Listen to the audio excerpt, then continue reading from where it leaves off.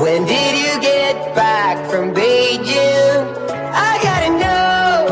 Ooh, Molly, are you stuck in nostalgia?